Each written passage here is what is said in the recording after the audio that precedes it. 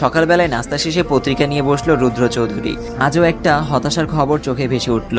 শহরের বড় বড় বিজনেসম্যানগুলো কয়দিন পর একটা একটা আত্মহত্যা করছে, আর মরার আগে সব প্রপার্টি কেউ একজনের নামে করে দিচ্ছে। আজও পত্রিকার পাতার তার খুব ঘনিষ্ঠ বন্ধু আব্রাহামের লাশ দেখা যাচ্ছে স্পষ্ট। এই মাসের ভেতরেই দুইজন বিজনেসম্যানের আত্মহত্যা। আর আজ আব্রাহাম রাজীবের সাথে এমন হওয়ায় পত্রিকাটা ফেলে কপালে হাত রাখলেন সে, কারণ কয়েকদিন আগেই তার সাথে 200 কোটি টাকার একটা ডিল ফাইনাল করেছিল। আমি তখন ফুলের টবগুলোতে পানি দিচ্ছিলাম, আর তখনই সাবিহার ফোন রিসিভ করতেই শুনলাম মেয়েটা কাঁদছে। আমি অবাক হয়ে বললাম, কিরে কি হলো তোর, এভাবে কাঁদছিস কেন? সাবিহা বলল, আমি ধরা পড়ে গেছি রে আরু, বাবা আমার বিয়ের জন্য উঠে পড়ে লেগেছে, অথচ সাব্বিরও এখনো কিছু করতে পারেনি।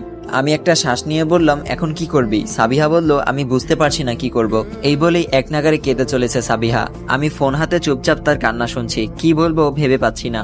এক কাপ চা হাতে আমার পাশে এসে দাঁড়ালো হৃদ ভাই। আমি ফোন রেখে বিষণ্ণ মনে ছাদের কর্নিশ ঘষে দাঁড়িয়ে আছি। চায়ের কাপে চুমুক দিয়ে হৃদ আমাকে বলল, মুখটা এমন শুকনো দেখাচ্ছে কেন, এনি প্রবলেম?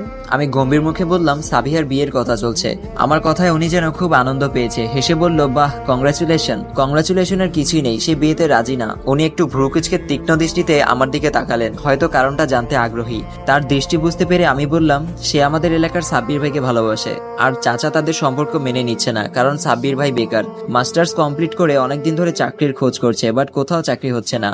তাই একটু আগে সাবিহা ফোন দিয়ে কান্নাকাটি করছিল।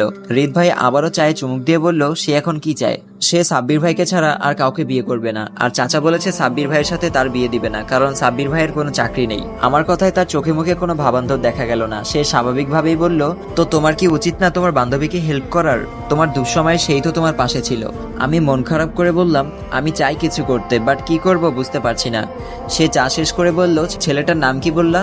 ও হ্যাঁ, সাব্বির। তাকে বলো ঢাকায় আসতে, আর বলো বাবার অফিসে একটা সিভি জমা দিতে। বাকি সব বাবাকে বলে রাখবো আমি। তার একটা কথায় মুহূর্তেই যেন আমার চোখে মুখে আনন্দের ঝিলিক দিয়ে উঠলো। এত সহজেই একটা পথ পেয়ে যাব তা আমার ধারণার বাইরে ছিল। আমি হাস্যোজ্জ্বল মুখে বললাম, আচ্ছা আমি আজকেই বলবো। সে এবার পুরোপুরি আমার দিকে চেয়ে বলল, আচ্ছা বিয়ের আগে তুমি এমন কোনো রিলেশন ছিলে না তো? তার এমন প্রশ্নে আমার একটু রাগ হলো। একটু রাগী লুক নিয়ে বললাম, রিলেশনে থাকলে কি আপনাকে বিয়ে করতাম? রিলেশন নিয়ে আমি কখনো ভাবতাম না। আমার একটাই ডিসিশন ছিল, যে আমার কপালে লেখা আছে বিয়ের পর তাকেই শুধু ভালোবাসবো, তাই কখনো রিলেশনে যাওয়া হয়নি। আর সে বলল, হ্যাঁ, ওসব রিলেশনে জড়ালে কোনো